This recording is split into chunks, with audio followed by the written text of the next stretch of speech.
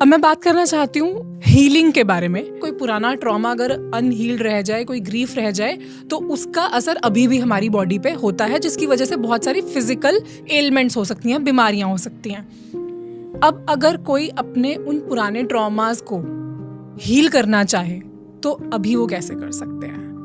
जैसे मैं कई बार बोलता हूँ कि अगर मान लो एक कार खराब हो रही है तो हमको कार के उस मैकेनिकल पार्ट को, उस पुर्जे को हमको ठीक करने की जरूरत है, बिकॉज वो सिर्फ फिजिकल पार्ट ही है। बट अगर ह्यूमन बीइंग की लाइफ में कुछ गड़बड़ हो रहा है तो physical thing is just a symptom. मतलब हमारे शरीर में, हमारी लाइफ में, हमारे रूटीन में, आसपास में जो भी कुछ हो रहा है ये तो सिर्फ एक संकेत मात्र है। हो कहाँ रहा है सब कुछ? एनर्जी बॉडी में और मेंटल बॉडी। हमारी body it's a chemical machine, it's a protein producing machine. हर एक सेल अपना प्रोटीन प्रोड्यूस कर रहा है और हर एक ग्लैंड अपना केमिकल प्रोड्यूस कर रहा है। कॉर्टिसोल कौन प्रोड्यूस कर रहा है? Adrenal gland. एड्रेनलिन कौन प्रोड्यूस कर रहा है? Adrenal gland. Pineal gland melatonin release कर रहा है, सेरोटोनिन रिलीज कर रहा है। हमारा हर एक ग्लैंड कुछ ना कुछ केमिकल रिलीज कर रहा है। ये किस बेसिस पर कर रहा है? ये कर रहा है थॉट्स, इमोशंस और फीलिंग्स के बेसिस पर। जैसे I was giving you an example कि इसको देखकर अगर मेरे मुंह में पानी आता है, मेरे salivary glands which are located here, अगर मेरे स्लाइवरी ग्लैंड्स को मैं सिग्नल दूं कि खट्टे के बारे में, नींबू, चटकारा, चटनी, टिक्की, चाट, पापड़ी, दही, भल्ला, मुंह में पानी आता है। वो फिजिकली हमारे पास चीज नहीं है, बट मैंने उसका इमोशन और उसकी फीलिंग ली तो मेरे ग्लैंड ने रिएक्ट करना शुरू किया। ठीक वैसे ही हमारे पास यहाँ पर लैक्रिमल ग्लैंड्स होते हैं आंखों के पास। अगर आप प्याज काट रहे हो, आंखों में पानी आता है, लेकिन अगर आप किसी चीज के बारे में इमोशनल हो रहे हो तो भी आंखों में पानी आता है। इसको किसने सिग्नल दिया? आपके लैक्रिमल ग्लैंड्स को, हमारे थॉट्स ने।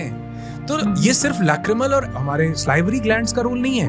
हमारे यहां से शुरू होकर pineal gland, pituitary gland, thyroid gland, thymus gland, adrenal gland, reproductive glands, नीचे से लेके ऊपर तक हर gland is associated with a chakra, जिसको हम लोग एनर्जी सेंटर बोलते हैं। स्पेशली फीमेल्स को प्रेगनेंसी के टाइम थायराइड इश्यूज बहुत ज्यादा बढ़ जाते हैं। क्यों? क्योंकि वो समय है जब वो कुछ एक्सप्रेस करना चाहती है पर कर नहीं पा रही है। वो अपनी बात को रखना चाह रही है पर रख नहीं पा रही है। तो सफोकेटिंग योर थॉट्स, तो जहां पर भी वो सफोकेशन फील हो रही है, अगर आपके दिमाग में कोई सफोकेशन फील हो रही है तो वो पिनियल ग्लैंड को अफेक्ट कर सकती है। यहाँ पर हो रही है तो थायराइड को कर सकती है। मतलब हम अपनी बात को नहीं रख पा रहे हैं तो वो कहाँ से आती है? हमारे कंठकूप से। This is called कंठकूप।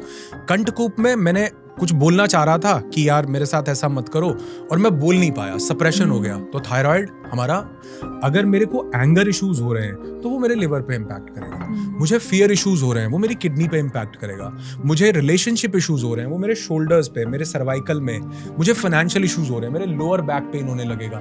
तो हर एक इमोशन उसके ग्लैंड से एसोसिएटेड वहां पर उस रीजन में इम्पैक्ट डालता है। If I am having good emotions related to that particular feeling, तो मेरा वो ग्लैंड हैप्पी है, it is releasing beautiful chemicals। जैसे हमारा थाइमस ग्लैंड है which is located here, right in front of our heart।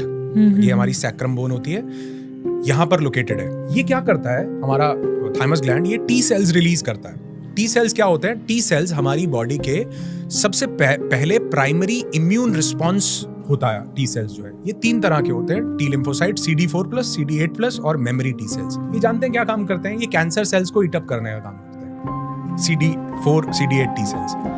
अब क्या कैंसर हम सबकी बॉडी में नहीं है? कैंसर सेल्स हम सबकी बॉडी में है, डेली बन रहे हैं और डेली खत्म हो रहे हैं। उनको खत्म कौन कर रहा है? हमारे टी सेल्स, टी लिम्फोसाइट्स। तो जिस व्यक्ति को ये चैलेंज डेवलप हो गया एज अ डिजीज, उसके साथ नया कुछ नहीं हुआ है। उसको ऐसा नहीं कि कैंसर कहीं अलग से पॉपअप हुआ है, हम सबकी बॉडी में कैंसर सेल्स हैं। उसके टी सेल्स ने काम करना बंद कर दिया, वो प्रोड्यूस नहीं हो रहे हैं। अब टी सेल्स कैसे प्रोड्यूस होते हैं? This is the centre of our heart. अगर किसी की आत्मा रोई है, उसकी जिंदगी में लव सप्रेस्ड हो गया है, तो उसका थाइमस ग्लैंड एक्टिवेटेड नहीं है। और हम देखते हैं कि जब किसी इंसान की जिंदगी में मोहब्बत आने लगती है, प्यार आने लगता है, हैप्पीनेस आने लगती है, उसका थाइमस ग्लैंड फिर से काम करना शुरू कर देता है, वो फिर से नॉर्मल स्टेट में आ जाता है। तो इट्स नॉट अबाउट कि सप्रेशन किस चीज का था, इट्स अबाउट कि आपके वो ग्लैंड को काम पर लगाया कैसे जाए। अगर आपको भूख नहीं लग रही है तो सिंपली आपके स्लाइवरी ग्लैंड्स को एक्टिवेट करने की जरूरत है, और उसके लिए वो इमोशन देने की जरूरत है। तो ऐसे ही जैसे मैं फीमेल्स की बात कर रहा हूँ, वो एक्सप्रेस नहीं कर पा रही हैं बहुत सी चीजें, तो थायराइड ट्रिगर हो रहा है। Every emotion is getting stuck और एक बहुत ब्यूटीफुल बुक है, उसका नाम है the body keeps the score, कि आपके उन इमोशंस का बॉडी के पास स्कोर है, that you are suppressing this emotion, आप इस चीज को रोक रहे हो, वो कहीं ना कहीं बॉडी में दिखती है। और जब हम उसको रिलीज करते हैं बॉडी से, तो बॉडी फिर से बैलेंस में आने लगती है। लेकिन वो बॉडी में स्टोर तो हुए, लेकिन रिलीज करने का काम बॉडी का नहीं था, वो था प्राणमय कोश का और मनोमय कोश का। प्राणमय कोश में 72,000 नाड़ियां हैं और 7 एनर्जी सेंटर्स हैं। तो एनर्जी के लेवल पर और माइंड के लेवल पर जब हम उनको रिलीज करते हैं, तो body is just a reflection of our inner self. और अब तो बोला जा रहा है, आप तो खुद वेलनेस में है, more than 90% diseases are psychosomatic. Stress है, डिप्रेशन है, उसके कारण बॉडी में पता नहीं लोगों को क्या क्या दिक्कतें हो रही हैं। आज लोग बोल रहे हैं मैंने कभी सिगरेट नहीं पी, मैंने शराब नहीं पी, मुझे कैंसर, मुझे heart disease. It's not about कि आप वो गलत काम कर रहे हो। If you are having a suppressed emotion, a childhood trauma, a feeling कि किसी ने मुझे धोखा दिया था, that feeling is doing the same thing जो शायद टबैको भी ना करता या सिगरेट भी ना करती।